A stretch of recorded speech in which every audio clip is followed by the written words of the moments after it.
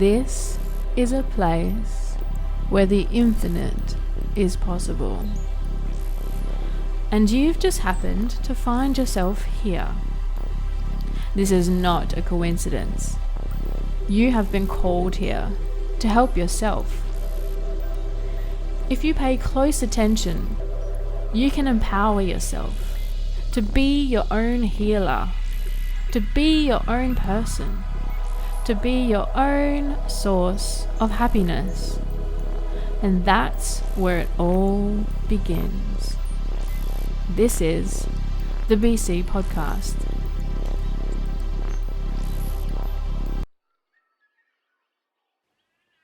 Hello. Welcome back. Thanks for tuning in.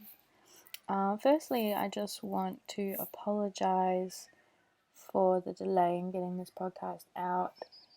I couldn't find enough time to get this podcast finalized before I left home, and then the internet has just been crap out at work. But if you're hearing this, something has worked or I'm back home. But this podcast is amazing. This woman is amazing.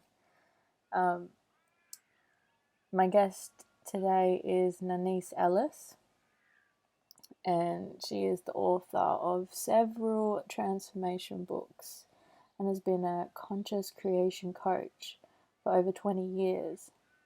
She's also a master NLP practitioner, theta healer, source intuitive, as well as the former radio host of Chai with Nanice. I love Chai. And she considers herself a global facilitator for peaceful awakening. You can find Nanice through her website, www.nanice.com, where she has tons of articles, blogs, podcasts on virtually every topic related to self-empowerment and awakening. All of you beautiful listeners are invited to sign up for Nanice's free 7-part spiritual awakening series. If you would like, go to www.nanice.com/awaken. And to spell Nanice, it's Nanice.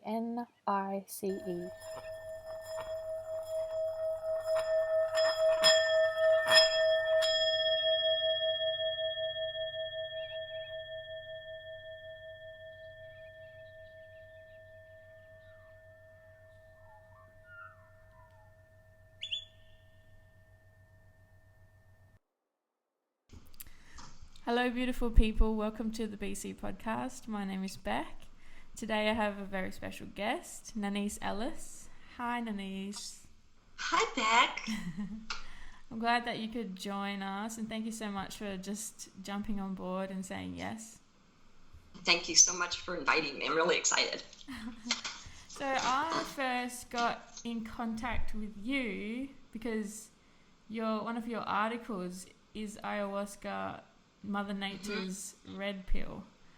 Yes. And that was, I was on the hunt for ayahuasca and I'd heard about it and really felt like it was my beginnings of a cure or something for my trauma.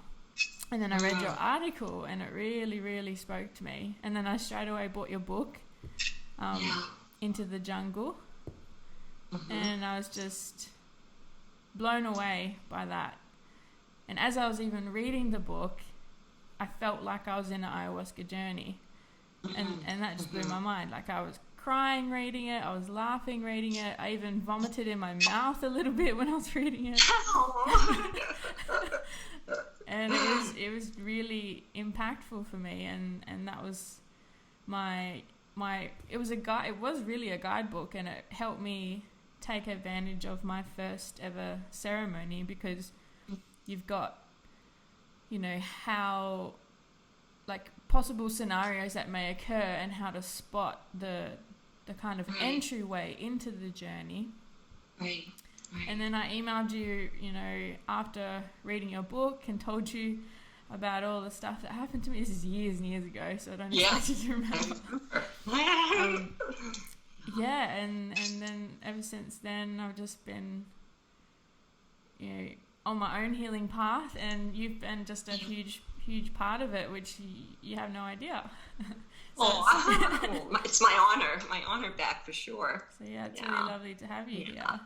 Yeah, it's funny about my book Out of the Jungle, because after I had my first experience in 2009, and I had a very, very difficult experience in the jungle, and ayahuasca told me to write the book. Mm.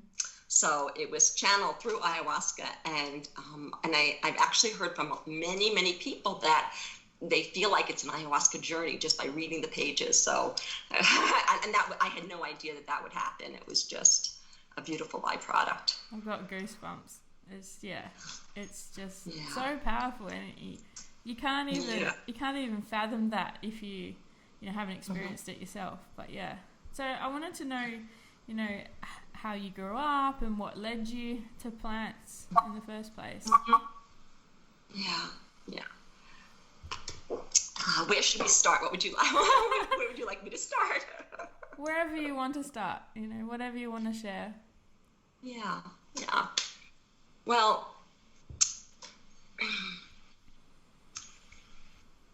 as with just everybody that finds their way to plant medicine, my journey was very, very challenging, and it started that way as a child. Yeah. You could say that I came in fairly wide awake, and although that might sound good to some people, it was very, very challenging, because I was seeing things and hearing things and feeling things that nobody else was, and for all intents and purposes, I thought I was crazy. And when I shared things with people, they would think I'm crazy too. So I learned to get very quiet.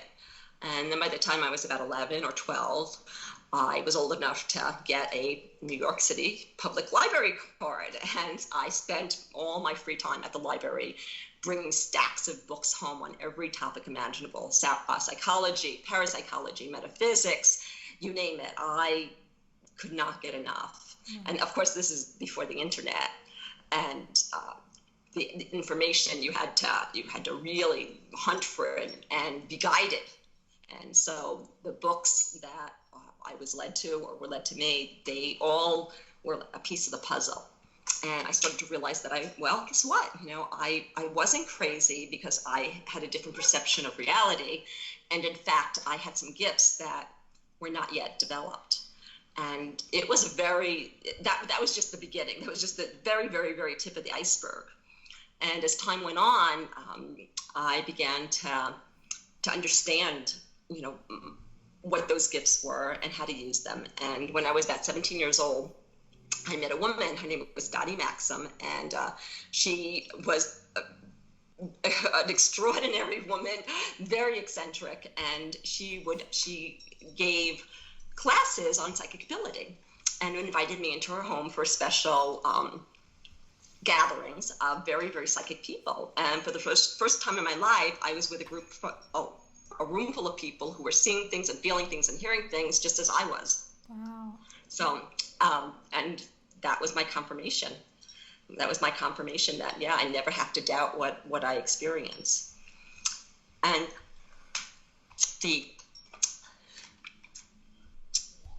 that was still just the tip of the iceberg. So now I had to figure out what to do with all that. And I was looking for answers. I was in a lot of pain because I was very different. I suffered from anxiety, depression, just so many things that are common to people, especially who have these abilities and don't know how to navigate them. But I just kept going. And along the way, I had a child very early, when I was just 18 years old, and he's now a grown man with a son of his own. I have a grandson. That was life-changing, because then suddenly my journey wasn't just about me. Now there was another being. And the one thing that I wanted to give him was self-esteem, but I didn't have it. So I knew that in order to give him self-esteem, that I had to figure out how to get it for myself. So that set me on this journey to get self-esteem. So now I'm trying to figure out, the answers to the universe, and I'm trying to get self-esteem, and I'm trying to heal depression. I'm trying all these things. And they all turned out to be, they funneled to the same path, which is extraordinary and always true. And I found a lot of answers and gained a lot of wisdom, and through experience, through a lot of trial and error for sure. And yet there was still something missing. There was still something that I couldn't quite put my finger on that kept me looking, searching. And it was interesting because I swore that I never would do any plant medicines or anything like that. When I was younger, because I was so aware of other dimensions and other realities, it took me a lot to be grounded in this one. So I did not want or need anything that would create an altered state, as you can imagine. Mm-hmm. So I never, through the 80s in New York, when, drugs and everything were sky high, was just like always the only sober person at the party, at the gathering. Yeah. Which is, of course, a unique experience, which is so nice. And even beyond that, I remember watching a documentary on TV, and it was about this guy. I don't remember the name of it, but this guy, he was traveling all around the world, and he ended up in South America. And he was, his philosophy was, whatever I'm offered, I'm going to do. And so they offered him some tea, right? And he drank it, and he had this hallucinogenic, crazy experience. I remember watching this, and he's purging. And I'm watching this on TV, and I'm thinking to myself, whatever that is, I am never doing it.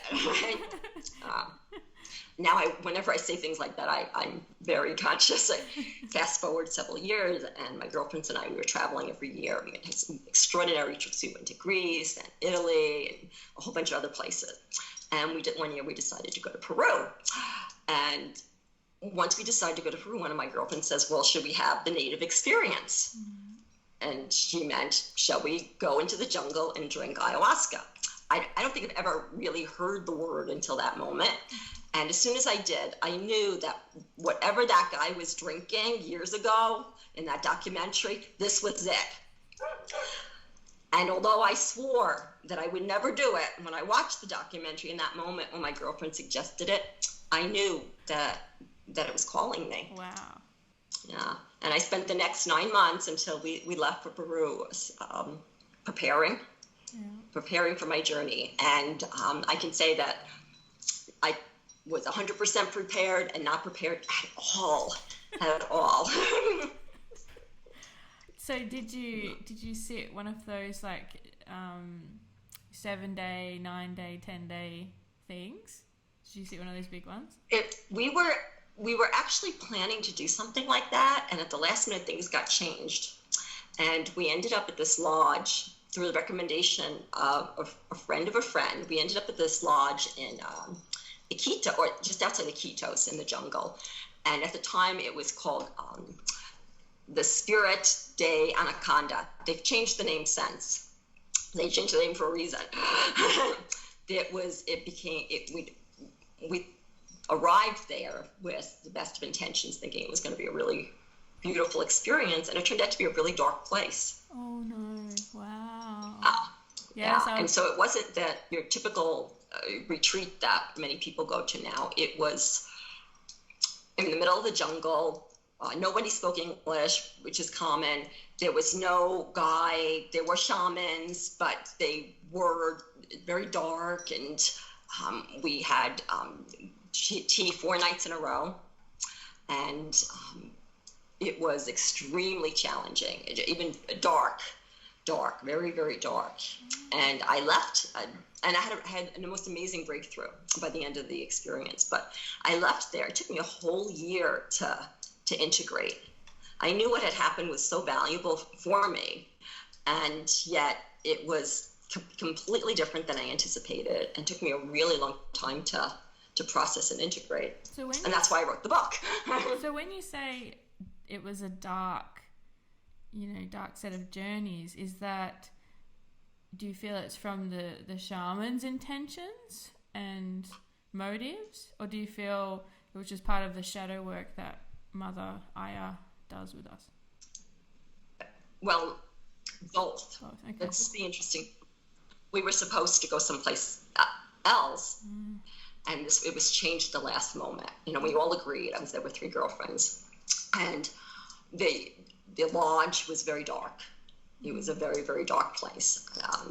And I found out more information afterwards. People had even died there. And yeah.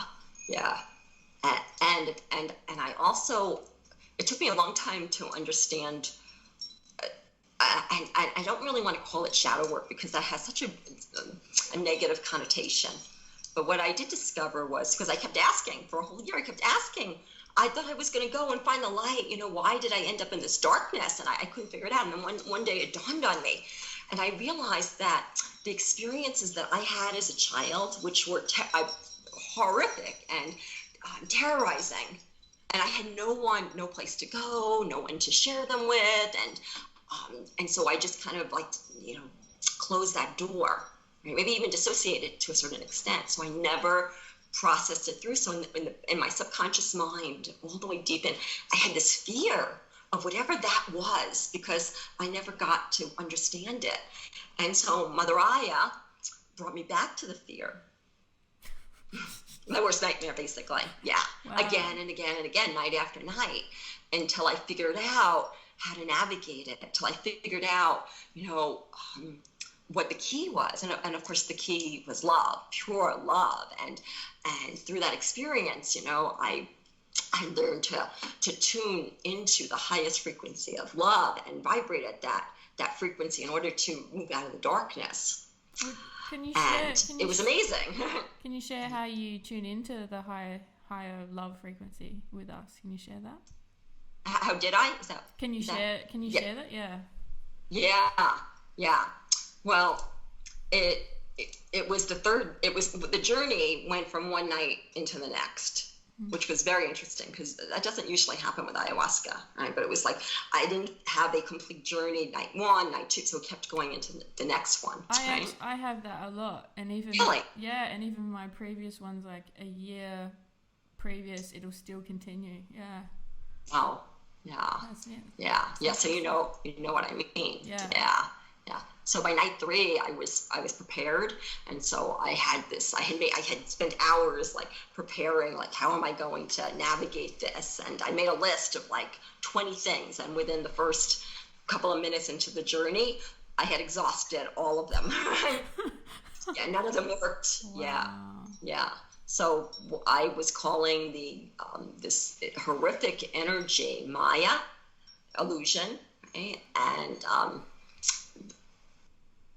I somehow started reciting "Only Love is Real."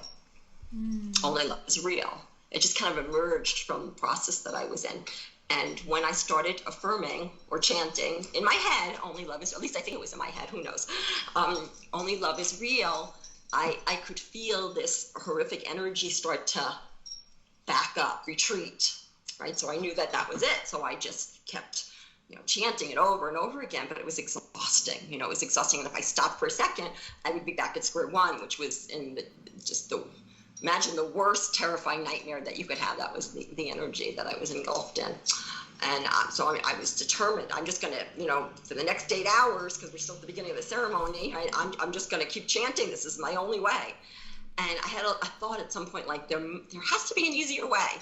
And, when you have these questions, Mother Aya, even though she's orchestrating the experience for you, she's still there to answer your questions and guide you, right? And so as soon as I thought there must be a wonderful way, all of a sudden I knew that instead of just chanting it, that I could put the energy, the frequency of love in my energy field from within, right? So I'm generating it within, because that's, of course, where it comes from, and magnify it out into the space. And so I started doing that.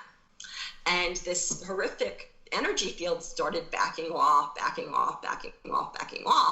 And the longer that I held that frequency, that vibration of love, the further out it went until it completely dissolved. And when it did, what I was left with was the most incredible love I've ever experienced. It was not human love. It was phenomenal. It was so incredible that I found myself saying, I went there to find God, right? And I found myself saying, I don't care if I ever find God. Who needs God when you have love like this? I found love. And it would take me a couple of days to realize that was God.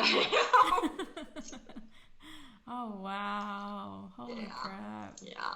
How did you sit ayahuasca again since that? It took me a year to integrate. Yeah. How did you yeah, have but the then courage I to returned go back? in under better circumstances, and I did many ceremonies after that. Maybe 50 ceremonies over the course of a few years. Wow. Yeah. That's freaking amazing. Yeah, truly. Yeah. And if you don't mind sharing, did your friends have the same dark experience? Well, each experience was unique. Yeah. With my girlfriends. I will say this, that by the morning after the fourth night, without any discussion between the four of us, we packed our bags and escaped. That's all I'll say. Okay. Yeah. Oh, I mean, you hear these stories. Everybody had a very dark experience. Yeah. So you hear these stories about those types of places, and that's like everyone's biggest fear. And then you've ended up going there. Can you explain how to like spot that for someone who's just rocking up and might not listen to their inner guidance and just keep going there and stay there? What are like some signs that are kind of like get the fuck out? So you cut out a little bit there. So how can somebody recognize a darker place? Yeah. Well, I would, if there's any doubt regarding the lodge or the shaman, no, don't go there. There are so many lodges that are really great, and they have a great reputation. The shamans have a great reputation. So that's one thing. Another thing is make sure that somebody there speaks the same language, your native language, because that was one of the issues that we had, because nobody spoke English. And so there was a huge communication barrier even before we got there. So I think if there had been some communication, I would have spotted some telltale signs. So before you get to a lodge, so there's before and then there's after. So before you get to a lodge, I would definitely get recommendations. I would do as much research as possible. Back then, I mean, now there's a lot.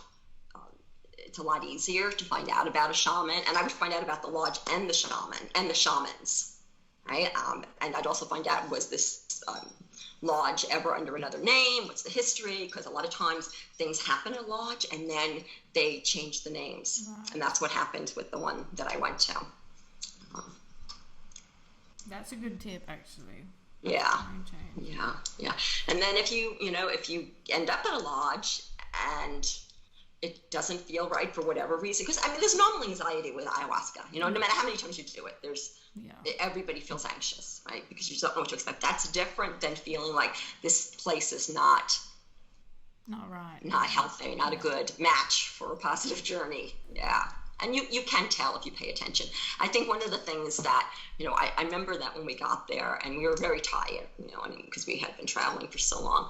But I remember we got out of our little rickshaw vehicle, and the first step that I took on in the lodge, it just didn't feel right to me. But I dismissed it because I was like, I'm traveling, and when I travel, I just kind of go with things. So I had the intuition, but I dismissed it. And you know what? I'm glad I did, because it turned out to be the most perfect journey. It was exactly what I needed. Yeah, there's that too, right? Yeah. There's that. Yeah, so I don't regret anything, not at all. On the fourth night, ayahuasca and I, we became friends. She became my best friend, and I spent the whole night, she told me all about her, and I learned how she works, and as a coach and a mentor, it was interesting because it was it's how I've been working for years, and and it was really beautiful. And she told me to write the book. She's like, this doesn't have to happen to anybody else. You write the book, and that's why I wrote Out of the Jungle. Yeah, it was so helpful. I was afraid of missing the opening to go in and getting lost in the circus. And for me, there were these hands that kept coming out towards me, and I was like, oh wait, that's the door, that's the entry. And so I just kind of said yes in my mind, and nothing happened. And then because of your book, it taught me to think differently. And so I just literally moved my hand in the air to take the hand, and then I went in. Wow. Yeah. That's awesome. Yeah. So that was my very first one. And yeah, I think a lot of people miss the door or the window. Yeah. They do that because I didn't know when I first did it, but there actually is an entryway. Even though you would think, oh, I drank the medicine, I'm already entered, but that's not usually the case. Usually there's an invitation. Often comes through the crazy circus. Yeah, I found that really helpful. The whole book was helpful. I've lent that book out to so many people. Awesome. It's actually out, lended at the moment. It's wonderful. And so you were already a coach beforehand. Mm-hmm. I just want to say. And how long had you been doing that for? Oh, so you cut out, sweetie. How long had you been doing the coaching for? Oh, since professionally since 1997. Oh wow. So yeah. I've been a coach so long. When I first told people I was a coach, people thought I coached football or basketball. So yeah. So it's been a long time. Yeah. I mean, people still don't really know what a coach is now. So I don't know how you've made a living doing being a coach. It was interesting because right from the get-go, I had people just finding me. It was amazing. It was one of those things that was just meant to be. Yeah. And I've never marketed in the 22 years how long I've been doing it. Not once. Yeah. I just do what I do, and people find me, and always the right people, and it's amazing. So, what do you get from coaching others? What do you get from that? What do I get from it? Oh, it's I believe that we all have gifts that we're to express here, and this is my gift. It's such an honor to work with people. I help people get from where they are to where they want to be, and that oftentimes that requires some aspect of awakening, if not fully awakening, going from unconscious to conscious. And it's the most fulfilling work that I could possibly ever imagine doing. And I've worked with incredible people over the years, and I'm still, and everybody's different. I don't have like even though I have like all this training and all kinds of things from NLP to theta, hypnosis, I could go on and on. The way that I work with people is very intuitive. And so each person that I work with, I show up different because I'm a channel, so source shows up different through me. So I just surrender everything I know, and source works through me, and magic happens. And it's whenever magic happens, it's extraordinary. It's extraordinary. So you've really, really honed into that, being the vessel. Yeah, it's just starting to happen for me over the last couple of years, and it is a really lovely feeling. With when you were told to write the book, had you already been writing? Yes, I'd already written a few books at that point. Okay. So yes, I'd already been writing. Yeah. And it was funny because I wrote the book and didn't finish it, and it stayed on my computer for maybe a couple of years, and then one day it was time to finish it, and I did. So I just kind of trust those things as they unfold as well. Oh, I love that. When you're writing, are you still on your healing journey? Do you feel like you're still healing stuff and no? No. Wow. No, there is an end, and I'm so happy to be able to share that with people, because it was one hell of a long journey, and it felt like it was never going to end. Wow. But it did end, and I found what I was looking for. Healing.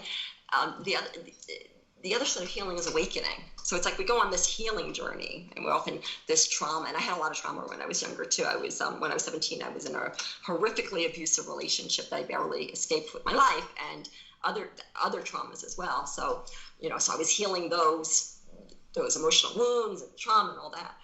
And I can see now and I was also, on this path of awakening, and I can see now that it was the same thing. I just didn't realize it at the time, that healing, when this desire to heal, that desire to alleviate pain and suffering, that's the wake-up call. That's the alarm clock buzzing, right? That's when we have pain and suffering. Right? And so we have the pain and suffering, and it makes us want to feel better. And so we start moving down this path, whether we know it or not. That's the path of awakening. And if we keep going, eventually we find awakening, which is consciousness. And then there's nothing to heal. Whatever there was that I believed I had to heal, it dissolves. Because once you're awake and you understand the life, and you understand who we are and what we are, and you understand the nature of reality, the idea that there's anything to heal completely dissolves. I've never heard anyone say that before. And I've been under the impression that I'm going to be healing this shit all my life. So that's really hopeful to hear. Yeah. So I had a lot of childhood trauma as well. And I feel like that was the whole reason why I went looking for ayahuasca, because counselors and psychologists just didn't work for me. It was just like reliving it over without anything getting better. And I feel like now all the work I've done with the plant medicine, there was other shit that I had to do before. And then now we're ready to get into the deeper stuff. But I just didn't think, I thought I'd be doing this my whole life.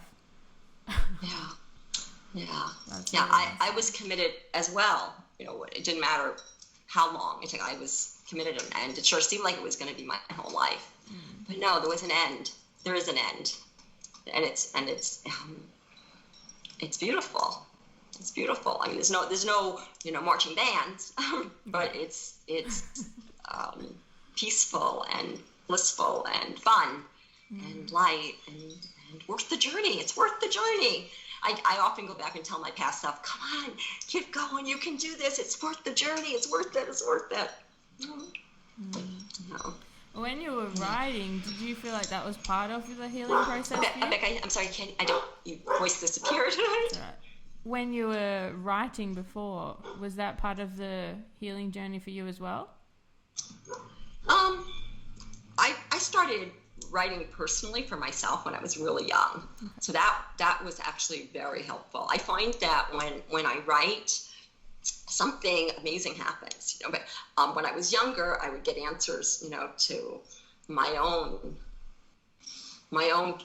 questions, wounds, direction, so that would happen. And so yes, that was a huge piece for me. And then when I started writing professionally books and other things, when I write now, it's amazing because I just get out of the way, and source works through me using, my knowledge and my experience, but it's source nonetheless. And that feels amazing. Yeah. What made you actually get into coaching?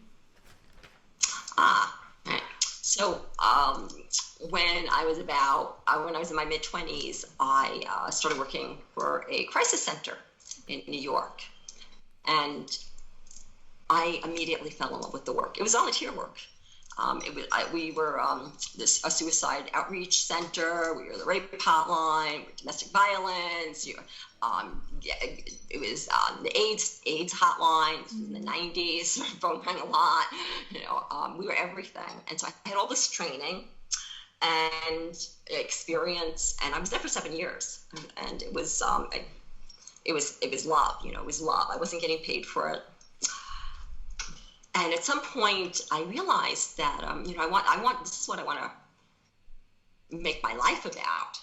That I don't just want it to be, like what I run off into at night. Other people go to the movies. I went to the crisis center and talked to suicidal people, which was amazing. And I realized that I wanted to also not just help people in crisis, that I wanted to help people with consciousness. because there's just so much you can do when somebody is in crisis. The point is to get them to a point where they're safe. Right? And I realized that I had a desire and a dream to go beyond that. And so I was moving towards a degree in psychology, something in that realm. And in the midst of it, I heard about this thing called coaching.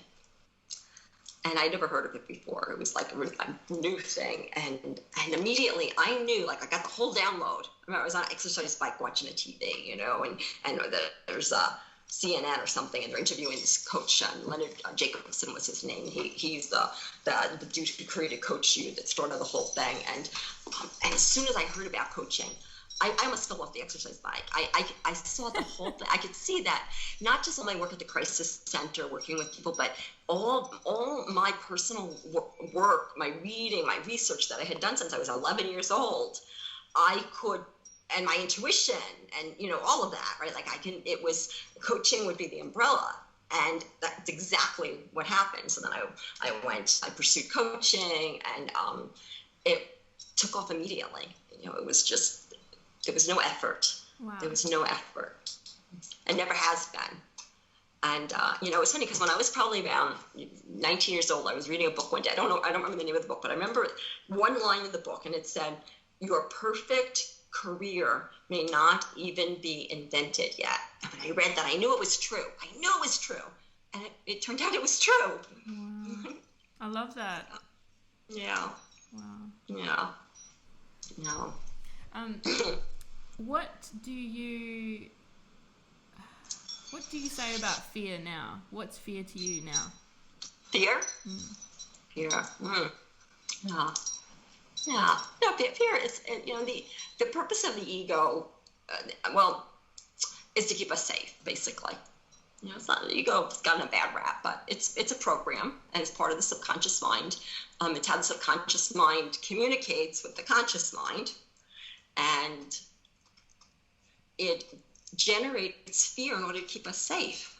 And not just safe from, falling off the cliff, right? But safe from risky behaviors where we could be judged or rejected or abandoned, right? And so the ego talks to us in such a way that we have fear, so we don't move towards behaviors that could be detrimental to our well-being. And it's a survival strategy. That's basically what it is. But there's a point that it does the opposite of what it's intended to do. So it might keep us safe from doing things where we could be judged or rejected, but at the same time, if we're always moving away from those things, then we stay in our comfort zone. And if we're always in our comfort zone, then we never grow. And if we're always in our comfort zone, then we have to settle for mediocrity or mundane. And happiness is not in the comfort zone, right? Happiness, what we want, right, that we don't have, is always outside of our comfort zone. So if we allow, fear to stop us, then we remain in the uncomfortable comfort zone. So those I like to think of fear this way. So like the invisible electric fences, like to keep animals like on a farm or in a backyard, right? So if the animal gets too close to the electric fence and it's invisible so they can't see it, they get zapped, right? Well, you only have to get zapped a couple of times before you're like, I'm not going there, I'm staying way back. And that's kind of what fear is. So when we get close to the edge of our comfort zone, we get zapped by fear to tell us, oh, don't go any further. Don't go any further. It's dangerous out there. And if we're not conscious, we listen to the fear. So we retreat back in the comfort zone. But once we're conscious, we have the ability to override that electric fence called fear. Okay. And we also have the ability to override judgment and rejection, that they don't kill us. They don't kill us. And this was, primitive days, where our caveman ancestors, right? Yeah, if your fellow caveman's judged and rejected you, you could end up by yourself outside of the tribe, and that could be deadly. But you know what? that doesn't exist anymore. No one dies from judgment now. No one dies from rejection. Yeah. And so when we have the consciousness to know that, and also, to a big part of it is developing a certain amount of knowing who we really are, self-worth. Right? Because if we don't know our worth, it's really scary to be judged. It's really scary to be rejected. But if we know our worth, then it doesn't really matter what anybody else thinks. It might not feel good, but you know what? That's okay. We have the consciousness to move past that. And then that fence, the invisible electric fear fence, right? It disappears. It disappears, or it's out much further, and our comfort zone's getting bigger now. I've been asking myself that question a lot, like, who am I? Mm-hmm. And that's kind of a never-ending question. How do you get more insight as to who you are? Because you are not your actions, you are not your thoughts. You are who are we? Yeah. How do we get there? Yeah. It's tricky because when we ask the question, the mind wants to answer, the subconscious, the ego wants to answer, right? Mm-hmm. Yeah. And do we accept those answers or not? So there's the, who are we from the existential perspective, right? And we're pure source energy. We are we are God. We are expressions of God. Right? So there's that, but there's also who we are as an individual. And I came to this place where I stopped asking, who am I? And instead I started asking, who do I want to be? Who do I want to be? And that was one of the most liberating questions I've ever presented to myself. Then the answers changed. And not who others want me to be, not who my mother wanted me to be, or my friends, or, my partner, or whatever, but like, who do I want to be? And that's a great question to ask yourself every few years, because the answer changes. I've definitely found I just recently that the amount of people pleasing I had been doing and wanting to be accepted and wanting to be liked, I was not aware of that program running and how large it was in my life. And yes. And coming more into self-worth, I've been putting up a lot of boundaries and saying, no, I'm not going to let you treat me like that. And a lot of people are not taking that well at all. Yeah. That's okay. That's okay. The same thing happened to me. And people call me selfish and a whole bunch of other things. But if you stay tuned and you keep those batteries strong, relationships will change. Some relationships might disappear, but most don't. And then you get to create a new relationship with a new grounding, and then everybody feels better. And I'm a firm believer, when we're in a relationship, whether it's intimate relationship or family, like, we hold each other accountable. And that's been a huge opportunity for growth in my family, because no one lets anybody get away with any shit in my house. And that's a good thing. Yeah, I like that. So what do you do to balance this, conscious journey and then real life and then coaching and all of that? How do you balance everything for yourself? How do I balance the conscious journey and real life? Yeah. Well, first we need to define real life. I'm just kidding. Yeah.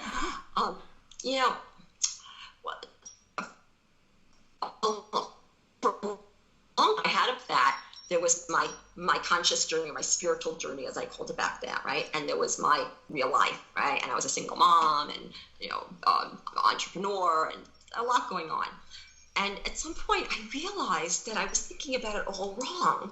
That my spiritual life wasn't separate than my real life. Like, my spiritual life was my real life, and my real life was my spiritual life. They were one and the same. And that I don't have to go looking for the spiritual journey. I don't have to go looking for teachers. I don't have to look for opportunities to become more conscious. My real life was given to me every single day. And once I realized that, then the resistance that I had to my real life, because, we have a tendency, we want to go off on the spiritual journey and, and like, oh, we know the messy stuff. We don't want that, right? But once I realized, like, that was a spiritual journey, instead of pushing away from that messiness, I started to embrace it.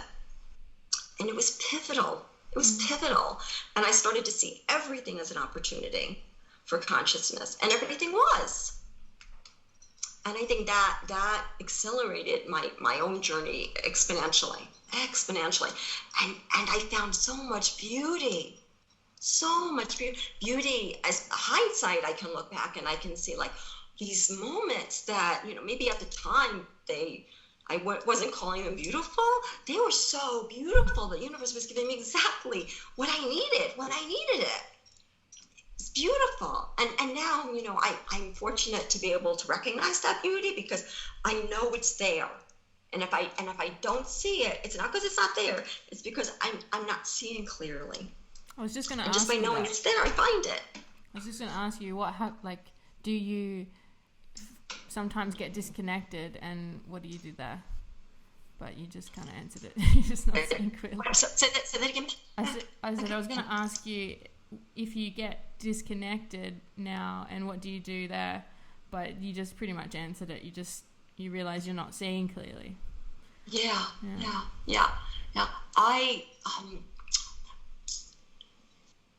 What I did at one point, because once you get connected, it feels so incredible that as soon as you're not connected, it feels so bad, much worse than it ever felt before you were connected, because now you have the comparison, right? Yeah. It's meant to be that way, and so as soon as I would feel that feeling, I would just drop everything and I would just go off by myself and I would just connect. Like, I knew that was the most important piece. Like, nothing else was as important as that connection. So no matter what was going on, I would go off and sit down and reconnect. And I got really good at that. Like, it was like, that was like, I made it a habit, right? And so I got really good. And what started happening is the connection, I could make it quicker and quicker and quicker. And right? How do you do that connection for yourself? Do you breathe? Do you meditate? What do you do? Yeah. So, well, at that point, I would do a very simple meditation and I have meditations on my website too. So people go to Nanice.com. I have a link. It says, I think it's under meditations, and I have a bunch of meditations there. And many of them focus on this one piece that I've always used, where I just follow the breath, and then I imagine light coming down from into my crown all the way through my body, and then resonating all the way out into my cells, and at the same time, I give myself a suggestion that this is love and light, and to let go to it. Let go. So I would do this over and over again. I like that. Let go. And it became such a habit that I got to a point where all I have to do now is just make that intention, and I'm like, I drop in. Like, I just drop in. But the other interesting thing that has happened too, which I did not expect, is that when I do find myself disconnected, I don't have the resistance to it where I did in the past. Instead, I'm just like, I'm really curious about it. I know it's only temporary, right? And I know I could get connected. I just become curious about it. I'm like, this is really interesting. And I see what I could see, and discover what I can discover. And just by doing that, I guess what? I get connected, so it doesn't last for very long, right? Wow. And so do you still go and use plant medicine? Do you still do that? Every so often. Yeah. Every so often. I say I'd like to do see Mother Aya once a year, but it doesn't usually happen. It's usually 2-3 years. So yeah, I wait for her to come around and come calling. So she's my best friend. Gotta visit her. So, yeah. But I'll tell you the other thing that I feel her. Like I don't need to drink the brew in order to feel her. I feel her now. And sometimes I even hear her. Sometimes I smell her. Yeah. I prefer to hear her over smelling her. Yeah. Yeah. I was driving home. I know I was not driving. My son was driving. I was in the car, and I was just looking out at the valley, and it was sunset, and something just triggered a memory of Aya, and I literally dropped into an Aya deep experience that lasted like an hour. Yeah. Luckily I was not driving. Yeah. It wouldn't have happened if I was driving. So yeah. Yeah, I get a lot of that happening as well. So I know what you mean there. Yeah. It was happening before this as well. I'm like, oh yeah, there's gonna be some stuff in there for me to go away with. Did you end up working with other plant medicines at all? Yes, I have. I don't before I not so much, but since I became very curious. Yeah. Like what else is possible? Yeah. And they're all a little different, but they're different paths to the same source. Yeah. And dosage that makes a big difference too. Yeah. Yeah. Yeah. I believe that they're here for us to wake up. Yeah, definitely. Yeah. Yeah.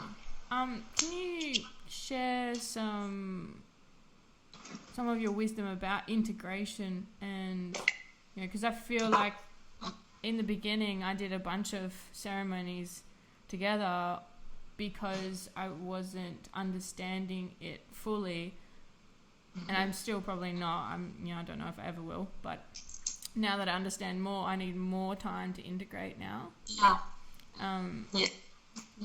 And I'm realizing now how important it is to give yourself that time. Yeah, it's integration. So we have these profound experiences with plant medicine, and when we get back home or whatever, like we go back to our normal lives, what often happens is suddenly things come up, random things, or it could be a pre-existing circumstance, right? But these things come up in order for us to integrate. So an example, let's say let's say I was to have a journey, and Aya showed me something about my sister. I don't have a sister, I'm an only child, I'm making this up, right? So my sister, right? And I go back home, and then suddenly, my sister calls me and she's angry at me for something bizarre, right? Okay, well, that's designed that way. A lot of times people are like, I had this beautiful healing in the jungle with my sister, and I get back home and she's, I don't know why she's treating me like this, doesn't she know? And what we fail to see is that it's all part of the journey. So it's not like we drink the brew, we have this journey, and then we go back. It's all one thing. And so this particular situation with my sister, calling me angry at me, right? That's happening as an opportunity for me to integrate what I learned and experienced with Aya. Right? And depending on how I navigate that, I will either integrate it or not. And if I don't, guess what? Another opportunity will come up. Right. And so what would be integrating that? Like, is that you just coming from the place of love in that interaction and not reacting? Or well, it depends on what I learned. Yeah, okay.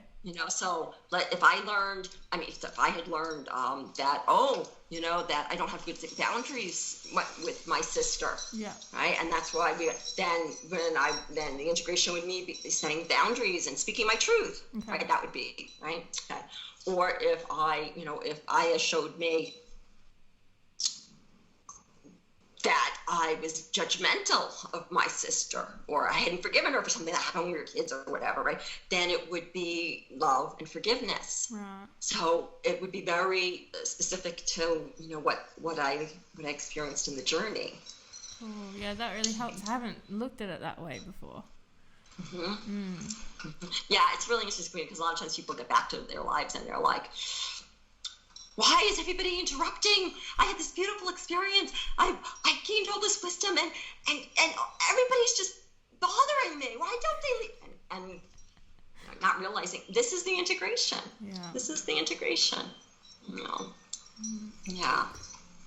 I often find that right after a ceremony, a brand new opportunity will be presented for me, and I'll know that that's what she wants me to do, and that's what I should do for myself, and the collective or whatever. So I go and do that, and then sometimes it can be like nothing happens afterwards. Other times it's like I meet this person, and it's just all lined up and in sync, and I love when that happens.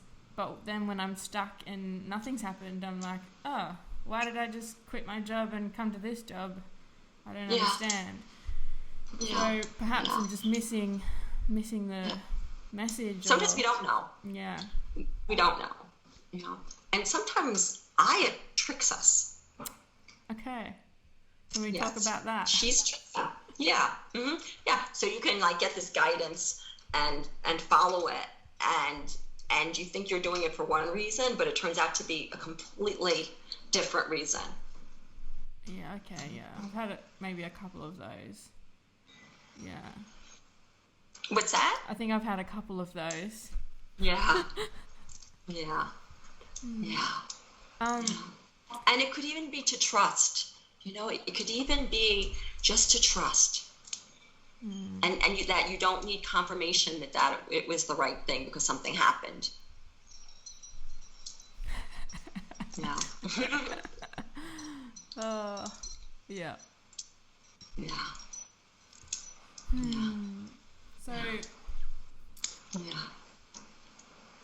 do you find that you have to be around nature a lot more now? I found that before even.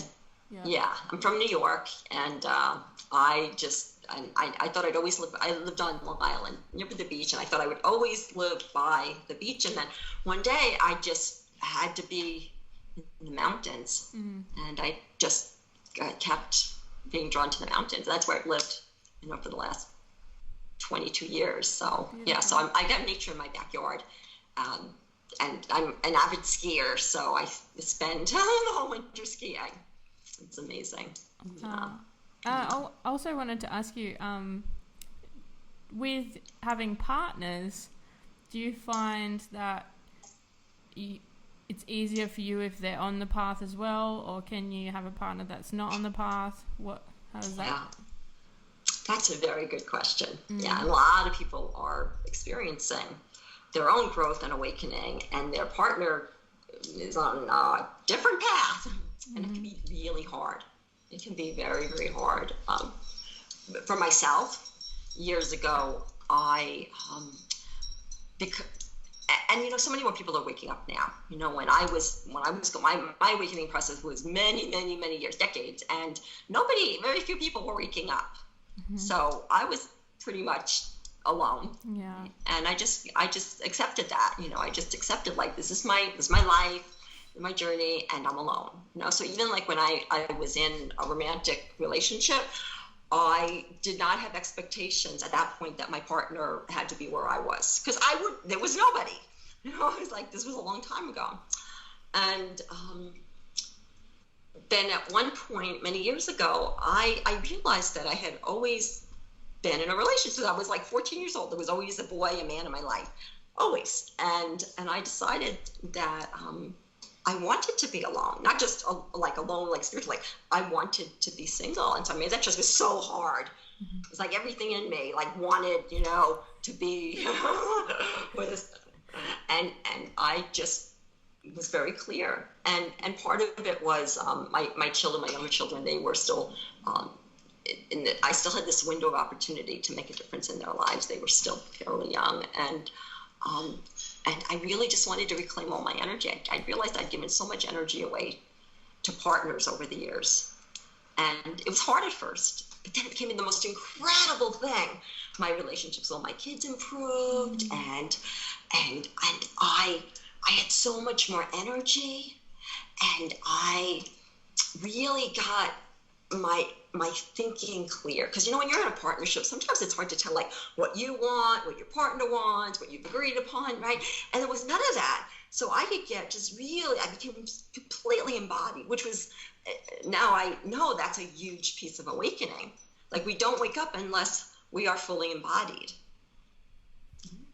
And so all these things happened, and it became a way of life, and I've been single ever since. I don't have anything against relationship, but I'm so happy. It's just nothing's missing. It's pretty phenomenal. So, but to answer your question, so what I notice now, and I notice like with a lot of my clients and other people, that many of them are having an experience where they are awakening, and their partner maybe is on a different path or has a different theory about awakening. And it can be very, very difficult. Is it possible to navigate? Absolutely. Is it challenging? Absolutely. Yeah. And sometimes, a partner wakes up after a little while, but the partner doesn't wake up if you try to get him or her to wake up. That does not work. Yeah. It does not work. But if they suddenly see, oh, you're happier and you're doing better, and they could get curious. And that could be enough of a nudge. Well, I'm the opposite. I've been single for like 9 years, and say that again. I've been single for 9 years, and I decided that I had a lot of shit that I needed to sort out before I get into another relationship. So I've been doing that for the whole time, and I'm like wanting to have a relationship, but I cannot handle the fluffy, like everything is love and nothing is like, they're all airy fairy up in the air and they're not grounded. I can't handle that. And then at the same time, I want someone to understand what the hell I'm talking about. Yeah. But yeah. I'm unsure. And you can have what you want. Yeah. It does exist. Okay. Yeah. Yeah. It does. And I think that the new paradigm of relationships are very, very deep and intimate, and the communication, we may not agree about everything, but we're able to communicate about everything. And it's messy, but it's beautiful. I'm still at the point of running away at the moment, so might not be quite ready yet, but it's I wanted to know about that. But what would it take not to run away? Yeah, that's a good question. What would it take? I think someone just willing to see me and all my shit and still love me for it. Yeah. Which I don't feel there is anyone in my life at the moment like that. Yeah. It's like I run away before they run away. What's that? I run away before they run away, I think. Yeah, I was going to say, maybe you run away before you get to know if they love you with all your shit and everything, Because if you run away before, you never find out. Yeah, I think that's a big part of it. Yeah. But I do love being single too. It's great. Do what you want. It is great. It is great. Yeah. It sounds pretty windy there. Is it windy there where you are? Yeah. Yes. Yep. Can you hear me? Yeah. So I didn't hear what you said before that. I'm sorry. Yeah. Oh, I just said, is it windy there? Windy? Yeah. Yes, you hear. Yeah. Is it too loud? No. Yes, it's. My chimes are going. Is it? There was only a couple moments. Yeah. Is there anything that you want to share on here for people? Like, is there anything that you feel called to share? So I always like to ask questions, but not answer them with my mind. I ask the questions and I just allow, the universe to, it arises in me. So it's like a lot of times when people think like we get downloads or, channel that it's coming from out there, but that's not true. It really arises within and it comes up. Right? And so when I ask the question, is there anything, to share, with you and with your beautiful audience? And this is what I heard. So I'm just gonna go with it. And that is, I wish when I was younger, I wish I would have known the truth about life. I wish I would have known that life is a love story. It's a love story. I had been so entrenched and entangled in so much pain and suffering and trauma and everything imaginable that I didn't realize what was really happening behind the scenes. And now with a grander view, I can see, with the help of, sources, guidance, I can see that it's all been a love story. That even the worst moments in my life have all been pushing me towards love. And that the people that I thought were my worst enemies and my abusers and, all people that hurt me that, on the surface that might have seemed true. But really what was going on is they were playing their part to help me wake up, which is like what I wanted more than anything. And it was because of the parts that they played that I actually did get to wake up. It wasn't despite the trauma. It was because of it. If I hadn't had the pain and suffering, I would have been just happy. I would be a ski bum, okay? I'll be honest with you, right? Like that's what I would have done with my life, and yeah. But I was in too much pain. And so my life's journey was to feel better, to heal. And it was because of the pain and suffering that I eventually did wake up, because it wouldn't let me stop until I did.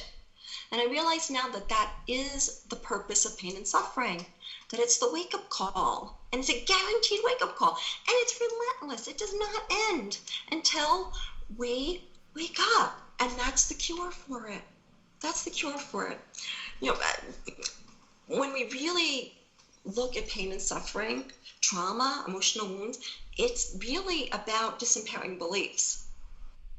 And when I realized this, I didn't realize it until on the other side.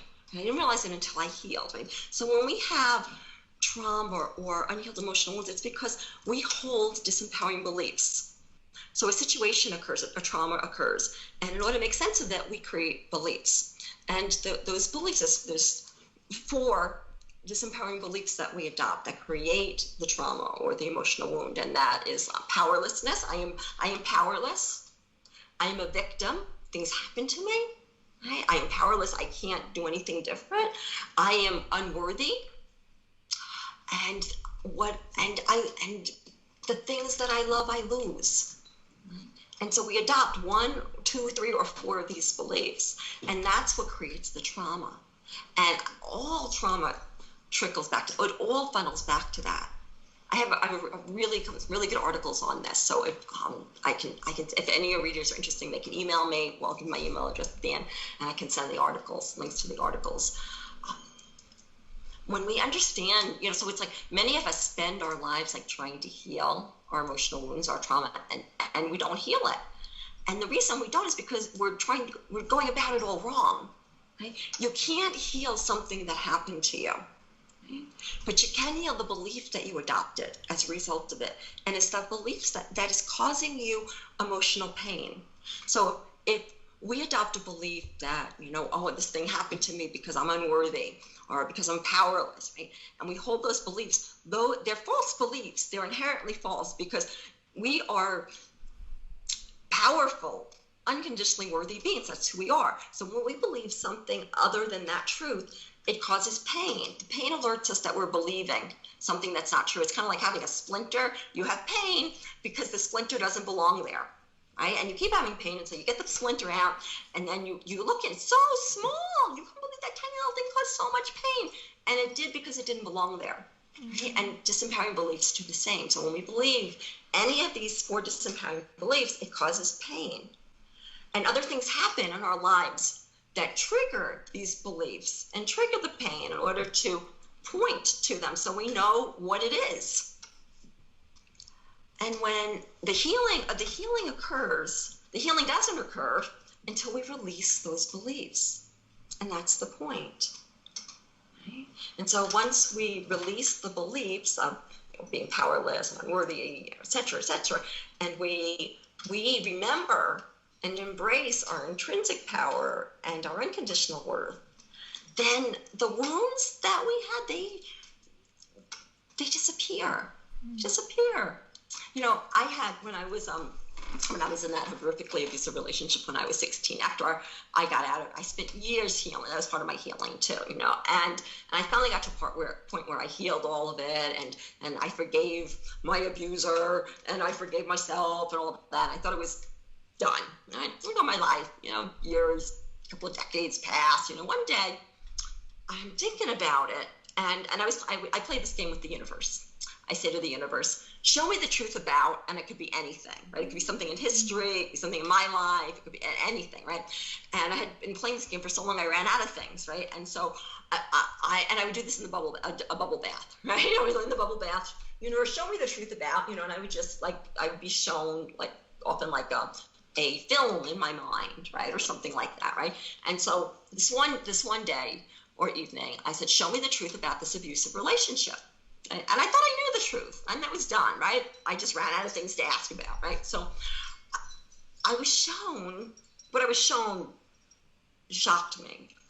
I was shown that the reason that it happened in the first place was because I had already been feeling powerless and unworthy. And I had all these wake-up calls that I didn't pay attention to. And so this boy man, he was a year older than me, shows up in my life, and we end up in this extremely abusive relationship where he was beating me and strangling me and suffocating me on a daily basis. It was as bad could be. And when I got this vision years later, I was shown that he was mirroring how I was already treating myself, but I didn't know it. Mm. And that if he didn't show up to do that for me, that I would have continued with my life doing that to myself. And I was shown all the things that would have happened as a result of me doing that to myself. Right? So he shows up as an agreement, and he beats the shit out of me. He demonstrates how I'm feeling about myself until I got to a point where I woke up. And in order to get out of the relationship and in order to save my own life, I had to claim my worth and I had to claim my power. It was the most courageous thing I ever did because he was going to kill me, and he tried. I realized that in order to save my own life, I was going to have to risk it. And I found the courage to do that. Right? So all these years later, and I'm seeing this vision, and I realized that he didn't do anything to me. He was my savior. He wasn't my abuser. He was my savior. He saved my life. I just didn't know it at the time. And then I realized, oh my God, that poor guy, he must have felt so bad having to do all these terrible things to me. I feel so bad that I made him do those terrible things to me. Mm. And the idea in that instant, the idea of ever having to forgive him was out the window. That was the most ridiculous thing. I spent years thinking, I forgave my abuser. I'm such a good person. I forgave him. Suddenly I was just like, there's nothing to forgive. I need to find him and I need to ask him for forgiveness. Holy shit. When I got that, everything shifted. It was like the whole landscape of my life shifted. And I suddenly realized that that's not just true for me. In that situation, it's true for everyone in every situation. And we finally get the healing when the idea of forgiveness completely dissolves and there's nothing to forgive. And it happens if we keep going and we have the courage and we have the willingness. It's inevitable. It's the rainbow at the end, the pot of gold. Well, my question is then, what about when you're, newborn babies and... Say that again, you cut out, I'm sorry. Yeah. What about when the abuse starts as a newborn baby? What about Still cut out. What about when the abuse starts as a newborn baby? What about? You mean when a baby comes in and he or she experiences abuse? Yeah. Yeah. Well, things are complex. And so nobody's a victim. So if a baby comes into an abusive environment, mm-hmm. there's a choice that happens before that. Yeah. Now, why would that baby choose that? There can be a multitude of reasons. A multitude of reasons. We think like, oh, this shouldn't happen to babies or children, and I agree. However, that baby or that child is a powerful soul, and for whatever reason, they chose to have that experience, and maybe it's to set them on a particular path. Because when we have these traumatic experiences in childhood, there's always a reason. Like, we choose them in order to align us with a specific path. So in other words, like an example is that, like, if we came here to help people heal from abuse, the only way that we can do it is by going through it ourselves. So that soul would choose to come in through an abusive family, right? So that they're aligned with that path and they could do that thing.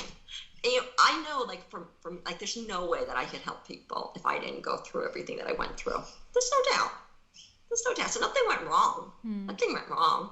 Right? And one day, children won't be abused. One day, nobody will be abused.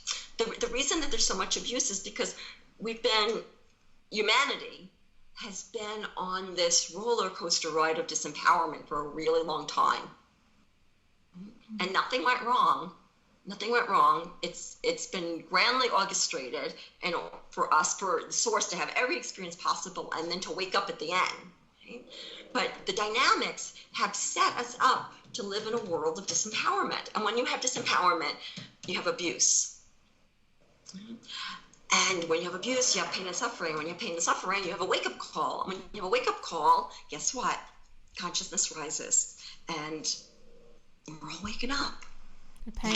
Everybody's waking up. Pain is a beautiful gift, then. Pain is a beautiful gift. Yes. Yeah. Very beautiful. Very beautiful. Yeah, I'm gonna re-listen to all of this a few times, I think, to kind of let that come in, because I really like the way you think and the way you explain things. You just make it so simple. I think when we finally, discover the truth, it's really simple and it's really beautiful. If it's not simple and it's not beautiful, we haven't found it yet. Okay. Yeah. Would you like to tell people about anything you have going on at the moment? You've got a free 7-part spiritual awakening series. Talk a bit about that? That would be awesome for your listeners. 7 parts, and they're about an hour and a half each. They're all about the journey of spiritual awakening, things nobody ever talks about. I share my own journey. There's a lot there, and at the end of each one, there's a guided meditation. And I hear from many, many people that it's just a beautiful experience to go through the Awakening series. So that, and just tons of articles on my website, just on every topic imaginable, on every topic. Many of the things we talked about today: plant medicine, and healing trauma, and love, and forgiveness, and everything imaginable. And I have other videos too. So if people go to my website at nanice.com, so just my name, NANICE.com, there's just tons of information. I just chock full it with everything possible. Lots of juicy pieces on every topic imaginable. So, awesome. I think I'd like to talk to you again about the psychic side of things as well. So maybe we could tee up another one in the future. I'd love that. Yeah. That'd be great. Yeah. That'd be great. Definitely. Awesome. It'd be my honor. Thank you so much for chatting with me today and taking the time out of your night. I'm sure you've had a big day. Thank you. But, I have loved our time together. You're beautiful and you're amazing. Thank you. Yeah. I'm very appreciative of everything you've shared. Oh. Yeah. My pleasure. Yeah. You're a beautiful goddess. Thank you for sharing this time with me. You are very beautiful. Thank you. Yeah. Oh, I'll love you and leave you, and I'll love you and leave you and say goodbye to everyone. Thanks for listening, everyone. Wow. I've just listened back over this to do the outro, and there's a lot in there for me again. And again, I'm listening at the perfect time as well. So just want to share, when I recorded this, I was going through a lot of heavy stuff in my life, and Nanice was such a gift. In it almost seemed like I didn't have to ask very deep questions, but she went as deep as what was required and what I needed. It was almost like she picked up on my intention of the question, and she just gave so much more with each answer. And especially that last part where she tunes in for what she needs to say. Holy shit. That again, it's like, it's hit me real hard and beautifully. And I just can't thank her enough for sharing her precious time with me to do this. And it just blows me away. Like, we recorded this, I think about 2 months ago, or a little bit more, 2.5 months ago. And I just fell into a heap, and I couldn't push myself to finish the editing and uploading all the admin side until now. And it's just been a massive journey. And there's a bit of a backlog on the podcasts, but I've definitely turned a page in where I'm at now. Come out of that darkness a lot more. I might be out of it, I'm not sure. But yeah, everything kind of rung true after just listening back to this whole episode with Nanice. Oh, she's freaking amazing. And yeah, I appreciate you all listening and being patient with me.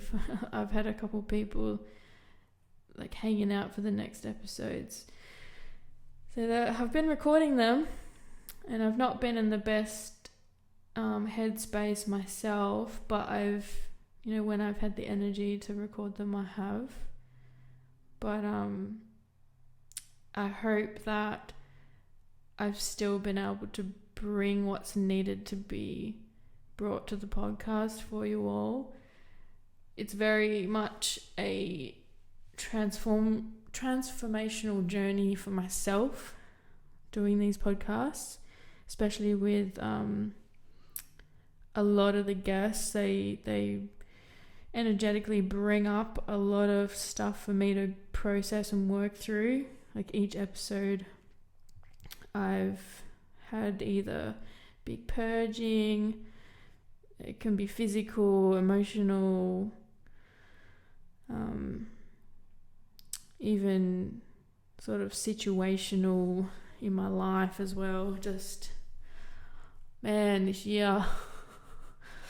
And it's been incredible, and I've still been amazed that people want to, do this with me, and I'm so grateful. Nanice has been an idol of mine for such a long time, and I really can't thank her enough for just saying yes and allowing me to get all of that on audio and put out to the world here. So thank you all for listening, and I hope that if something made you feel uncomfortable in that conversation, to revisit it later when some time has passed, because there was only a couple of things in there that made me feel a little bit uncomfortable, didn't necessarily understand or agree, but keeping the mind open and looking at it sideways or upside down can really help. Just to remain open. But yeah, lots of love to you guys, and thanks for hanging in there with me. We're all on this crazy ride together, and reach out if you feel that you want to, and definitely reach out to all my guests as well. They've really stepped up and put themselves out there for us all, and they all just want to be of service. All right, thanks a lot. Bye.